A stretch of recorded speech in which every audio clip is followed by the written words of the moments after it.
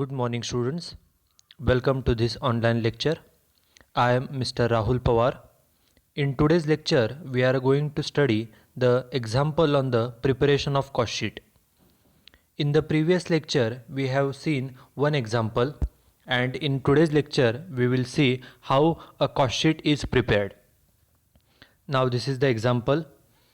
Messrs World Class Sports Equipment Limited, it is the name of the company, manufactured and sold 1000 cricket bats during the year ended 31st March 2017. Okay, this is the beginning of the example, and in this first sentence it is mentioned that the name of the company is Messrs World Class Sports Equipment Limited. It is the name of the company, and we know that while solving the example we have to write down the name of the company at the middle. Okay, so this is first point. Secondly, it is mentioned that they have manufactured and sold 1000 cricket bats. Okay, so this is the production. They have manufactured means it is a production, it is a output, and this output has to be mentioned while solving the example. Correct, this is the second most important point. Now the third point, that they have manufactured these 1000 cricket bats during the year ended 31st March 2017. It means that they have given the information for the year ended. It means we have to prepare a cost sheet for the year ended 31st March 2017. So from this first statement, from this first sentence, we have find out three important points. First is name of the company, second is output, it means production, and third one is for the year ended 31st March 2017. So now we will start with the example. Here we are given two columns. First column is particulars and second column is titled as amount. Okay, in the previous lecture also we studied that whenever we have to prepare a cost sheet, we are given 20 to 25 expenses relating to the production. आपल्याला माहिती आहे की ज्या वेळेला आपल्याला cost sheet तयार करायला सांगितली जाते त्यावेळेला आपल्याला प्रोडक्शन संदर्भातील 20 ते 25 खर्च दिलेले असतात. Okay, and we have to classify these expenses, we have to arrange these expenses in a logical order. हे जे काही आपल्याला सर्व खर्च दिलेले आहेत प्रोडक्शन संदर्भातले, हे सर्व खर्च आपल्याला क्लासिफाय करून ते एका लॉजिकल ऑर्डरने आपल्याला अरेंज करावे लागतात, and this particular statement is called as a cost sheet.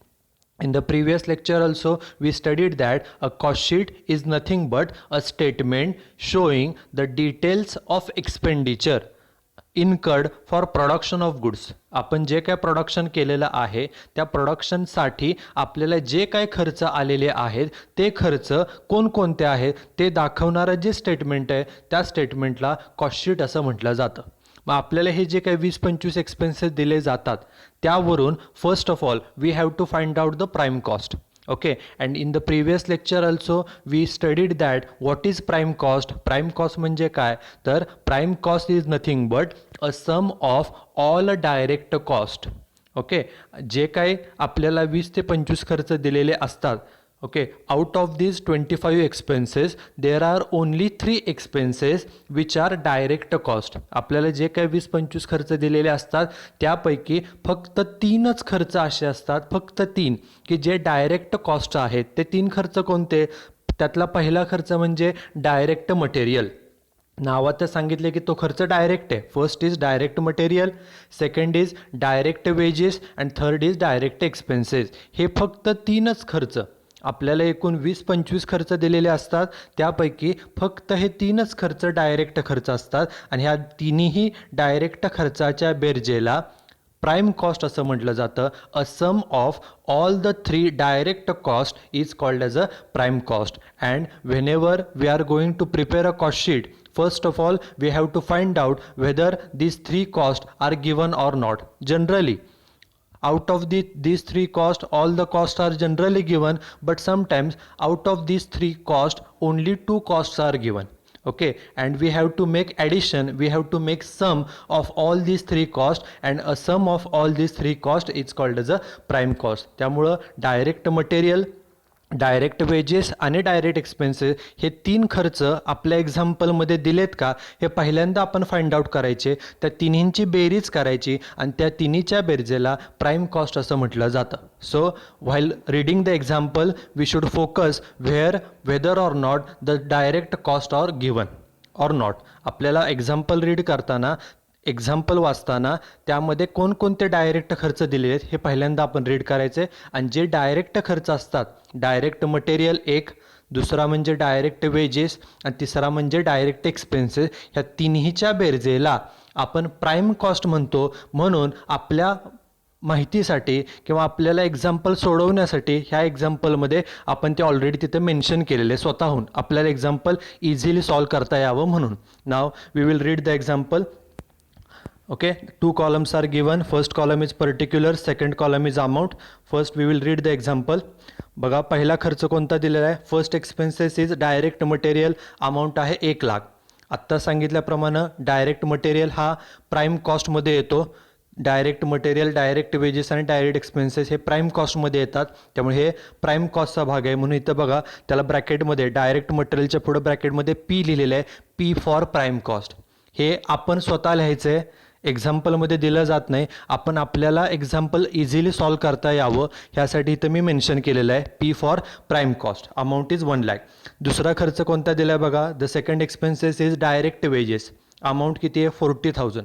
आता डायरेक्ट वेजेस म्हणजे काय, मगाशी सांगितल्याप्रमाणे डायरेक्ट वेजेस हा देखील प्राईम कॉस्टचाच भाग आहे. कारण प्राईम कॉस्टमध्ये फक्त 3 डायरेक्ट खर्च येतात. एक म्हणजे डायरेक्ट मटेरियल, दुसरा म्हणजे डायरेक्ट वेजेस आणि तिसरा म्हणजे डायरेक्ट एक्सपेन्सेस. त्यामुळे डायरेक्ट वेजेस हा देखील प्राईम कॉस्टचाच भाग आहे. त्यामुळे तिथं देखील पी असं म्हटलेलं आहे, पी फॉर प्राईम कॉस्ट. म्हणजे 2 डायरेक्ट खर्च ऑलरेडी आले. पहिला डायरेक्ट मटेरियल आणि दुसरा आत्ताचा डायरेक्ट वेजेस. फक्त 3 डायरेक्ट खर्च असतात, त्यातला आता एकच राहिला. एक डायरेक्ट मटेरियल तो झाला 1 नंबरला. दुसरा डायरेक्ट वेजेस तो आत्ताच आपण रीड केला. आता तिसरा खर्च असतो तो म्हणजे डायरेक्ट एक्सपेन्सेस. आता डायरेक्ट एक्सपेन्सेस पुढे कुठे दिलं आहे का हे आपण बघूया. आणि तो असेल डायरेक्ट एक्सपेन्सेस तर त्याला देखील कंसामध्ये पी फॉर प्राईम कॉस्ट असं आपण म्हणू. आणि त्याच्या व्यतिरिक्त okay other than this 3 cost, हे 3 खर्च सोडून बाकीचे जे सगळे खर्च आहेत, all the remaining expenses relating to the production are classified into 3 categories. जे प्राईम कॉस्टचे जे काय 3 खर्च आहे, डायरेक्ट मटेरियल, डायरेक्ट वेजेस आणि डायरेक्ट एक्सपेन्सेस, हे 3 खर्च सोडून जे बाकीचे सर्व खर्च आहेत, all the remaining expenses have to be classified into 3 categories. First category is factory overheads, फॅक्टरीचे खर्च. Second category is office overhead, ऑफिसमधील खर्च. And third category is selling and distribution overhead. अशा 3 प्रकारे आपल्याला खर्च डिवाइड करावे लागतात. त्यामुळे आता बाकीचे खर्च आपण रीड करूया. बघा तिसरा खर्च कोणता आहे. Third expenses is power and fuel. Okay आता पॉवर अँड फ्युएल मगाशी सांगितलं प्राईम कॉस्टमध्ये फक्त डायरेक्ट मटेरियल, डायरेक्ट वेजेस आणि डायरेक्ट एक्सपेन्सेस येतं. त्यापैकी डायरेक्ट मटेरियल आणि डायरेक्ट वेजेस झालेलं आहे. राहिले फक्त डायरेक्ट एक्सपेन्सेस. डायरेक्ट एक्सपेन्सेस काय अजून आलेलं नाही. मग आता हे जे काय खर्च आहेत हे एकतर फॅक्टरीचा खर्च असेल तर त्याला आपण एफ असं मेन्शन करू. ऑफिसचा असेल तर त्याला ओ असं मेन्शन करू. सेलिंगशी रिलेटेड असेल तर त्याला एस असं मेन्शन करू. बघा पॉवर अँड फ्युएल. पॉवर आणि फ्युएल म्हणजे इंधन आणि पॉवर म्हणजे काय, मशीन चालवण्यासाठी जी इलेक्ट्रिसिटी लागते त्याला पॉवर म्हणतात. आणि मशीन्स किंवा फ्युएल कुठं लागतं, फॅक्टरीमध्ये लागतं, ऑफिसमध्ये का सेलिंगसाठी, तर फॅक्टरीमध्ये मशीन चालवायला पॉवर लागते, फ्युएल लागतं. सो पॉवर अँड फ्युएल हा फॅक्टरीचा खर्च आहे म्हणून त्याला ब्रॅकेटमध्ये एफ असं मेन्शन केलं आहे. F stands for factory. Okay next expenses is repairs of machine. मशीनचं रिपेअरिंग केलं. आत्ता सांगितलं मशीन्स कुठे असतात, फॅक्टरीमध्ये. त्यामुळे हा देखील फॅक्टरीचा खर्च आहे म्हणून तिथं ब्रॅकेटमध्ये एफ लिहिलं. अमाऊंट आहे 10,000. नेक्स्ट बघा डेप्रिसिएशन ऑफ मशीन्स. पुन्हा मशीन्सशी रिलेटेड आहे.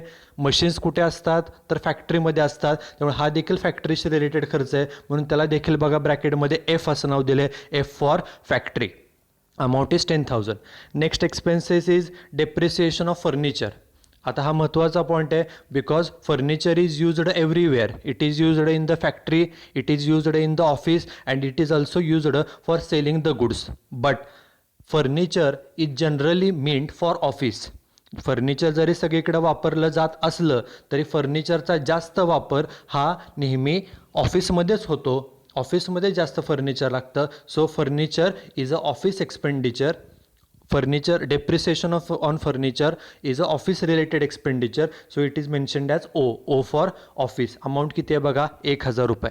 मगाशी सांगितल्याप्रमाणे आपल्याला जे काही 20-25 खर्च दिलेले असतात, okay, out of the given 20-25 expenses only 3 expenses, namely direct material, second direct wages, and third direct expenses. Only these 3 expenses are direct cost and remaining all the expenses are indirect cost. आणि indirect कॉस्टलाच cost अकाउंटिंगमध्ये overheads म्हणतात.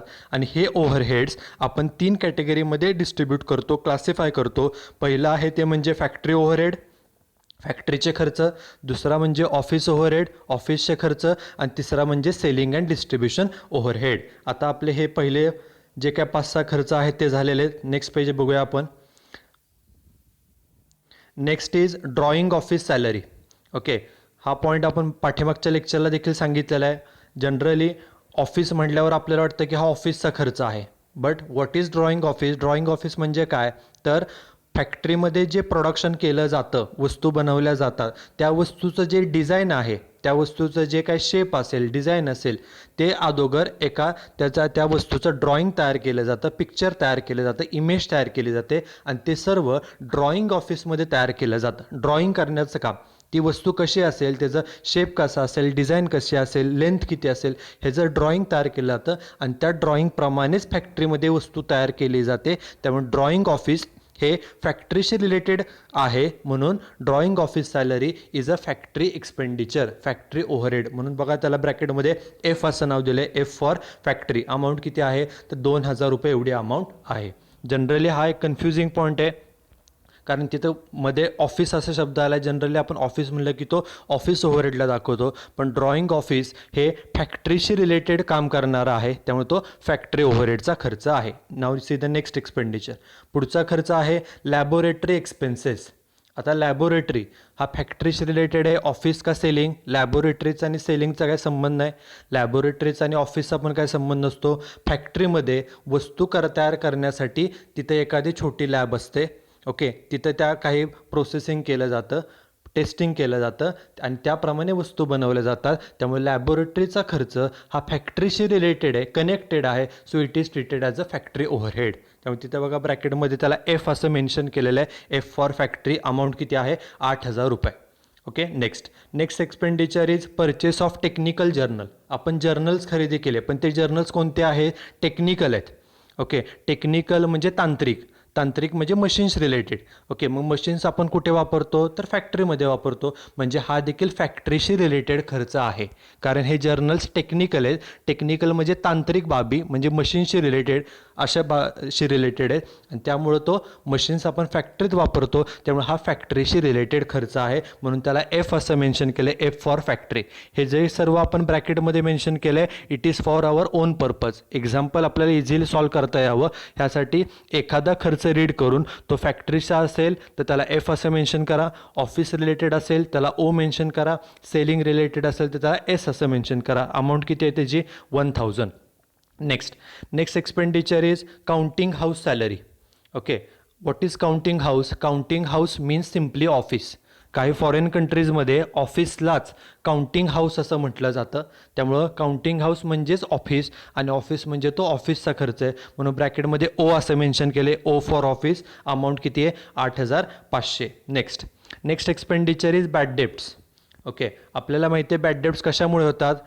Okay, आपण क्रेडिटनं sale केलं, उधारीनं वस्तू विकली की bad debts आपल्याला होत असतात. बरोबर, उधारीनं वस्तू विकली आणि कस्टमरनं जर आपले पैसे बुडवले, ओके, तर आपण त्याला बॅड डेट्स असं ट्रीट करतो. त्यामुळं बॅड डेट्स हे वस्तू विकल्यामुळे तयार झालेले, विकल्यामुळे, सेल केल्यामुळे, म्हणजे हा सेलिंगचा खर्च आहे. म्हणून बघा त्याला ब्रॅकेटमध्ये एस फॉर सेलिंग ओव्हरहेड असं म्हटलं आहे. अमाऊंट किती आहे, 2,300. हा एस म्हणजे सेलिंगचा खर्च आहे.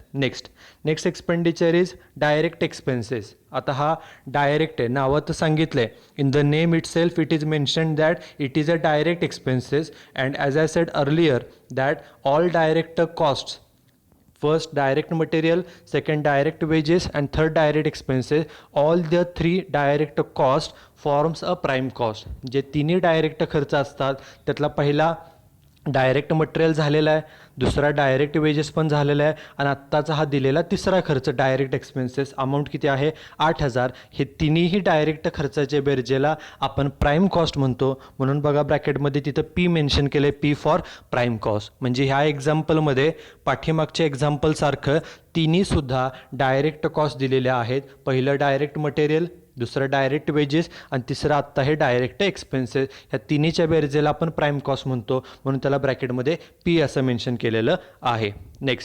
Next is printing and stationery. हा खर्च आहे. आता हा फॅक्टरीमध्ये स्टेशनरी असेल, प्रिंटिंगचं काम असेल, हे कुठं केलं जातं? फॅक्टरीमध्ये, ऑफिसमध्ये का सेलिंगसाठी? तर स्टेशनरी असेल, प्रिंटिंग असेल, हे कामं ऑफिसचे आहेत, म्हणून हा ऑफिसचा खर्च आहे. म्हणून ब्रॅकेटमध्ये तिथं ओ असं मेन्शन केले, ओ फॉर ऑफिस. अमाऊंट किती आहे 1,000. Next sample and free gifts. आपण सॅम्पल वाटतो. एखादं नवीन प्रॉडक्ट जर लॉन्च केलं असेल तर लोकांनी ते वापरावं ह्यासाठी आपल्याला काय फ्री सॅम्पल्स द्यावे लागतात, लोकांना वाटावे लागतात. ते आपण लोकांना फ्रीमध्ये का वाटतो? जेणेकरून लोकांनी ते सॅम्पल वापरलं, लोकांना ते प्रॉडक्ट आवडलं तर ते जास्त वस्तू खरेदी करतील, म्हणजे आपल्या कंपनीचे सेल्स वाढेल. ओके, म्हणून लोकांना फ्रीमध्ये काय सॅम्पल्स वाटले जातात, डिस्ट्रीब्यूट केले जातात. त्यामुळं वस्तू फ्रीमध्ये वाटणं, सॅम्पल्स फ्रीमध्ये वाटणं, गिफ्ट फ्रीमध्ये देणं, ह्याचा ऑब्जेक्ट काय? What is the object? The object is to increase our sales. Okay, आपल्या कंपनीचे सेल्स वाढवण्यासाठी हा खर्च केला जातो. सेल्स वाढवण्यासाठी म्हणजे हा सेलिंगशी रिलेटेड खर्च आहे. So it is a selling overhead. म्हणून ब्रॅकेटमध्ये बघा त्याला एस असं म्हणलं आहे, S for selling overhead. Amount किती आहे 2,000 रुपये. नेक्स्ट इज डेप्ट कलेक्शन चार्जेस. आपल्याला माहिती आहे डेप्ट म्हणजे काय? तर डेटर्सकडून जे काय पैसे आपल्याला येणं असतात ते कलेक्ट करण्यासाठी आपल्याला काय खर्च करावा लागतो. ओके, डेप्ट म्हणजे डेटर्सकडून पैसे कलेक्ट करण्यासाठीचा आलेला खर्च म्हणजे डेप्ट कलेक्शन चार्जेस. हा खर्च का करावा लागला? कारण की आपण त्याला वस्तू उधारीने विकलेल्या, क्रेडिटवरती विकलेल्या, आणि म्हणून ते पैसे गोळा करण्यासाठी आपल्याला खर्च आला. म्हणजे शेवटी वस्तू उधार विकल्या होत्या म्हणजे सेलिंगशी रिलेटेड आहे, म्हणून हा सेलिंगचा खर्च आहे. म्हणून त्याला ब्रॅकेटमध्ये एस असं मेन्शन केलं आहे, S for selling overhead. Amount किती आहे 500. Next expenditure is salesman salary. सेल्समनचा पगार किती रुपये आहे 10,000 रुपये. सेल्समनचं काम काय असतं? वस्तू सेल करणं, विकणं म्हणजे हा सेलिंगचा खर्च आला, म्हणून त्याला ब्रॅकेटमध्ये एस असं म्हटलेलं आहे. Next expenditure is office expenses. नावात ते सांगितलं की हा खर्च कोणता आहे? ऑफिसचा आहे. ऑफिस म्हणजे ऑफिस ओव्हरहेड आहे, म्हणून त्याला ब्रॅकेटमध्ये ओ म्हटलं, ओ फॉर ऑफिस. अमाऊंट किती आहे 3,500. Next expenditure is salary. सॅलरीचा खर्च किती आहे 2,000 रुपये. आता सॅलरी कोणता खर्च आहे? फॅक्टरीचा आहे, ऑफिसचा आहे का सेलिंगचा आहे? तर फॅक्टरीमध्ये जे काम करतात त्यांना वेजेस दिले जातात, आणि ऑफिसमध्ये जे लोक काम करतात त्यांना पगार दिला जातो, सॅलरी दिली जाते. त्यामुळं सॅलरी हा खर्च ऑफिसचा आहे, त्यामुळे त्याला ब्रॅकेटमध्ये ओ असं मेन्शन केले, ओ फॉर ऑफिस. किती अमाऊंट आहे 2,000 रुपये. Next expenditure is delivery van expenses. Amount आहे 1,500. लास्ट लेक्चरला आपण सांगितलं डिलिव्हरी व्हॅन म्हणजे काय? Delivery van means a vehicle which is used for selling the goods.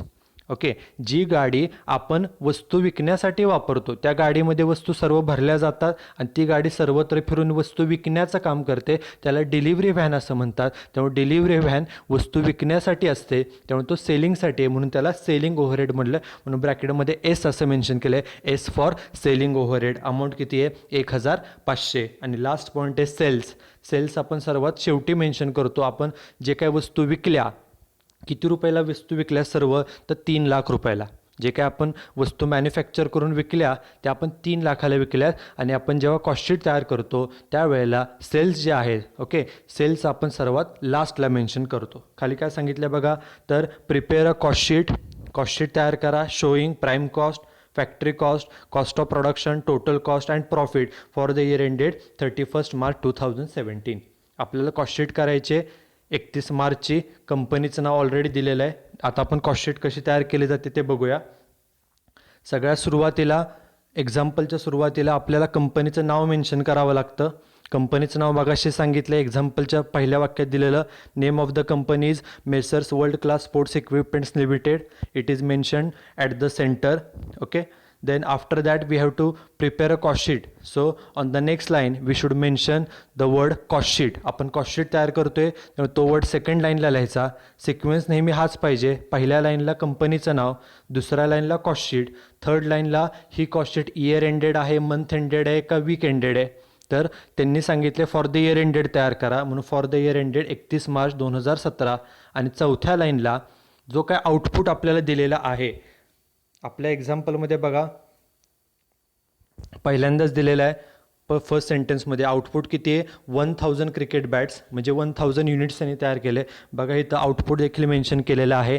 Output किती आहे तर 1000 युनिट. त्यामुळे पहिल्यांदा कंपनीचं नाव मेन्शन करायचं, सेकंड लाईनला कॉस्ट शीट आहे असं मेन्शन करायचं, थर्ड लाईनला ही कॉस्ट शीट इयर एंडेड आहे का मंथ एंडेड आहे ती मेन्शन करायचं, आणि चौथ्या लाईनला आउटपुट जो दिलेला असतो तो मेन्शन करायचा आणि आपण कॉस्ट शीट तयार करायची.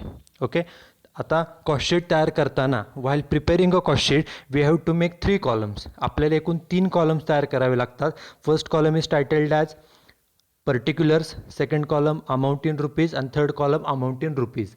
ही जी काही आपण कॉस्ट शीट तयार करतो ही 1 पेज ड्रॉ करायची, पूर्ण 1 पेज. एका पेजमध्ये आपली कॉस्ट शीट जनरली तयार होते. 1 पेज ड्रॉ करायचं आहे. आणि मगाशी सांगितल्याप्रमाणे कॉस्ट शीट तयार करताना सगळ्यात अगोदर आपल्याला प्राईम कॉस्ट शोधायची असते. आणि प्राईम कॉस्ट म्हणजे काय तर आपल्या एक्झाम्पलमध्ये जे काय डायरेक्ट कॉस्ट असतात त्या डायरेक्ट कॉस्ट कोणत्या तर 3. पहिलं म्हणजे डायरेक्ट मटेरियल. बघा डायरेक्ट मटेरियलची अमाऊंट किती आहे 1 लाख. त्याच्यानंतर डायरेक्ट वेजेस, डायरेक्ट वेजेसची अमाऊंट किती आहे 40,000. Material 1 lakh, wedges 40,000. आणि तिसरं डायरेक्ट एक्सपेन्सेस इथं दिलं आहे बघा.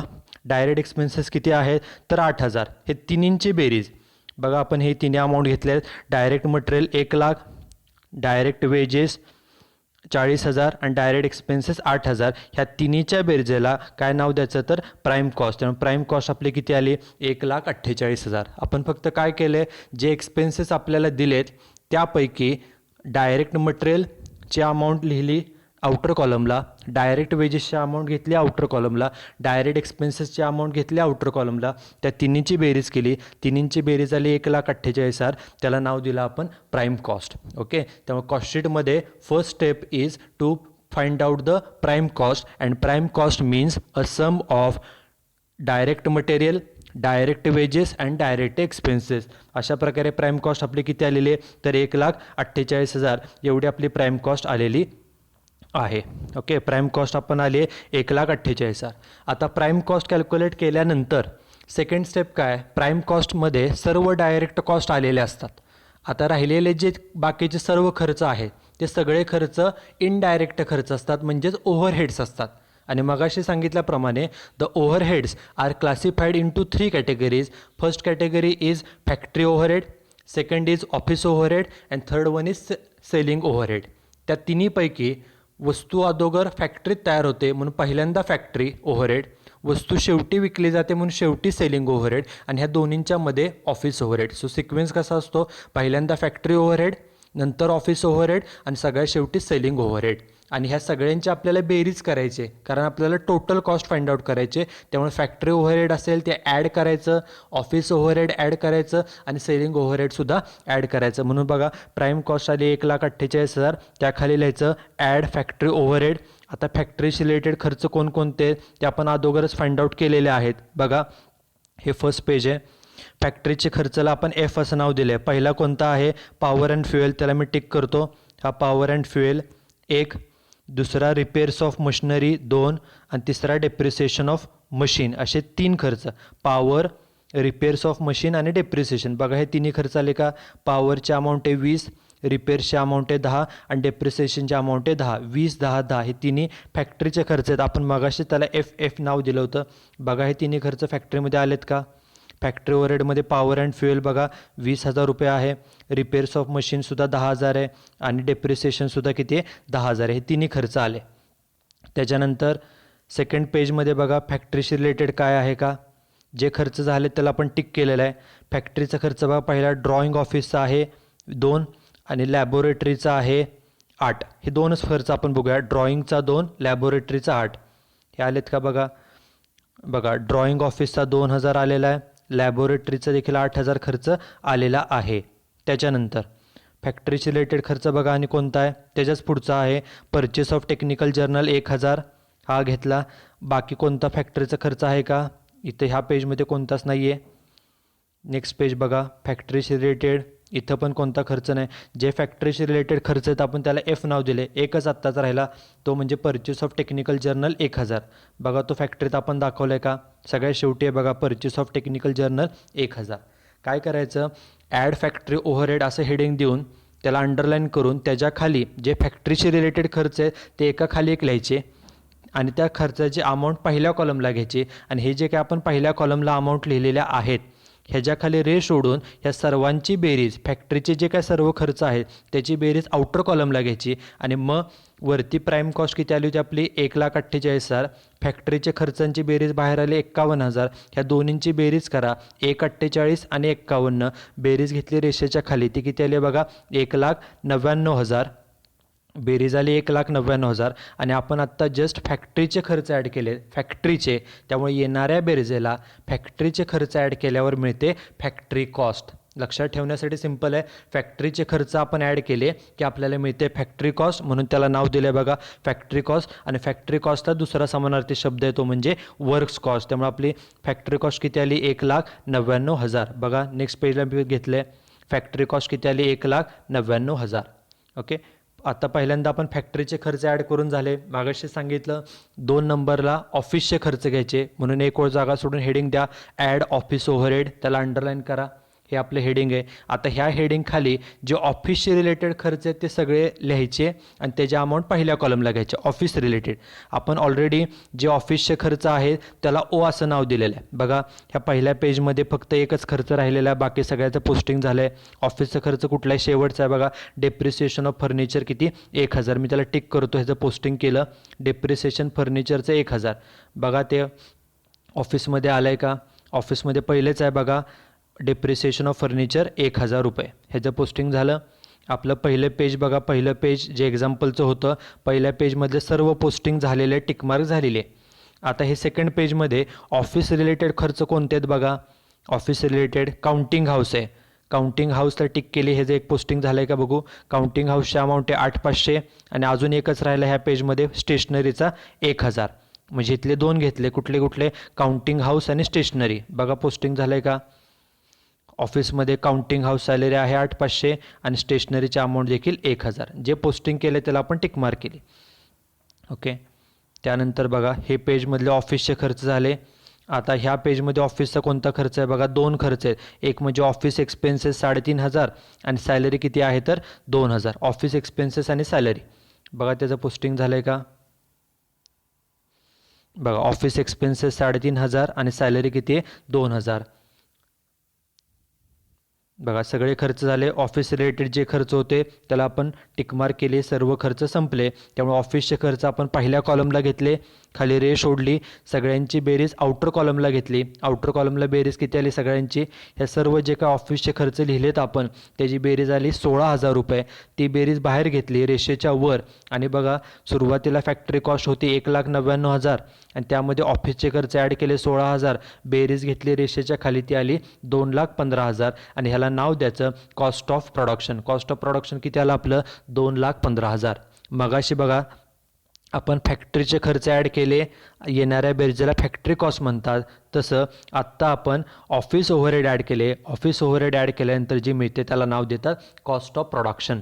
ओके, त्यामुळं फॅक्टरी कॉस्टमध्ये ऑफिस ओव्हरहेड ॲड केल्यावर आपल्याला मिळतं कॉस्ट ऑफ प्रोडक्शन. फॅक्टरीचे खर्च झाले, ऑफिसचे खर्च झाले, आपलं कॉस्ट ऑफ प्रोडक्शन किती आले 2,15,000. बघा कॉस्ट ऑफ प्रोडक्शन घेतले 2,15,000. फॅक्टरीचे खर्च झाले, ऑफिसचे झाले. आता राहिला एकच खर्च शेवटचा, तो म्हणजे सेलिंग ओव्हरहेड. म्हणून एक ओळ जागा सोडून नाव दिले ॲड सेलिंग ओव्हरहेड. त्याला सेलिंग अँड डिस्ट्रीब्युशन ओव्हरहेड असं ॲक्च्युली म्हटलं जातं. So add selling and distribution overhead. आता ह्या हेडखाली जे सेलिंगशी रिलेटेड खर्च आहेत, सेलिंग म्हणजे वस्तू विकण्याशी रिलेटेड, ते खर्च आपण एका खाली एक घ्यायचे. बघा आपलं एक्झाम्पलमध्ये हे पहिलं पेज होतं, पहिल्या पेजवरचं सर्व पोस्टिंग झालेलं आहे. हे सेकंड पेज आहे. सेकंड पेजवरती बघा सेलिंगचा एक खर्च दिसतोय, तो म्हणजे बॅड डेब्ट्स.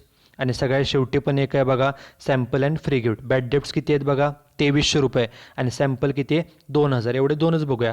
हे पूर्ण पेज देखील संपलेलं आहे. बॅड डेब्ट्स 2300 आणि सॅम्पल 2000. बघा हे दोन पोस्टिंग झालेत का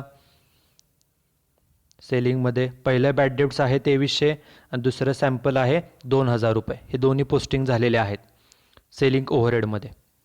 त्याच्यानंतर पहिलं पेज झालेलं आहे, दुसऱ्या पेजमधले देखील सगळे पॉईंट झाले.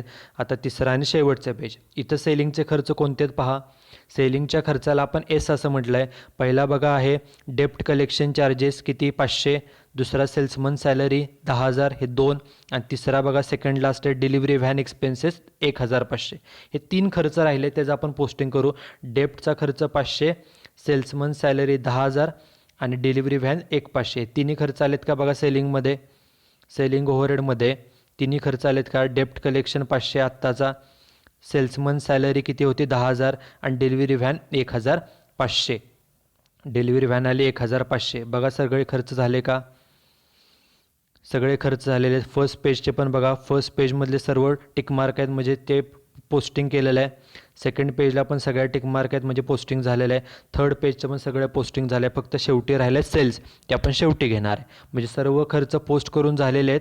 शेवटचा खर्च जो होता तो सेलिंगचा खर्च होता, तो देखील आपण सगळे खर्च सेलिंग ओव्हरहेड खाली एकाखाली एक लिहिले. अमाऊंट पहिल्या कॉलमला घेतली. ह्या सगळ्यांची बेरीज घ्यायची आउटर कॉलमला, म्हणून सगळ्या एक्सपेन्सेसच्या खाली रेष ओढली. बेरीज आहे ते रेषेच्या वर घेतली. बेरीज किती आली बघा सगळ्या खर्चाची, सेलिंगच्या खर्चाची, तर 16,300. सगळ्यात वरती बघा आपलं कॉस्ट ऑफ प्रोडक्शन होतं 2,15,000.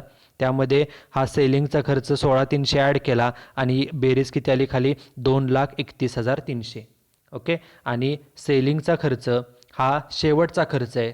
सेलिंगचे खर्च ॲड केले की सगळे खर्च झाले, त्यामुळे येणाऱ्या बेरजेला टोटल कॉस्ट असं म्हटलं जातं. ओके. कारण सेलिंगचा खर्च हा शेवटचा आहे. मगाशी बघा एक्झाम्पलमध्ये आपण फॅक्टरीचे खर्च ॲड केल्यावर फॅक्टरी कॉस्ट मिळाली 1,99. फॅक्टरी ओव्हरहेड ॲड केल्यावर फॅक्टरी कॉस्ट मिळते. त्याच्यानंतर ऑफिस ओव्हरहेड ॲड केल्यावर कॉस्ट ऑफ प्रोडक्शन मिळतं. आणि सगळ्यात शेवटी सेलिंग ओव्हरहेड ॲड केल्यावर सेलिंगचा खर्च हा शेवटचा. त्यानंतर सगळे खर्च झाले, त्यामुळे येणाऱ्या बेरजेला टोटल कॉस्ट म्हणतात. आपली टोटल कॉस्ट किती आली तर 2,31,300. म्हणजे जे काय आपण ह्या वर्षभरामध्ये एक्झाम्पलमध्ये सांगितले बघा की ह्या कंपनीनं 1,000 वस्तू तयार केल्या होत्या.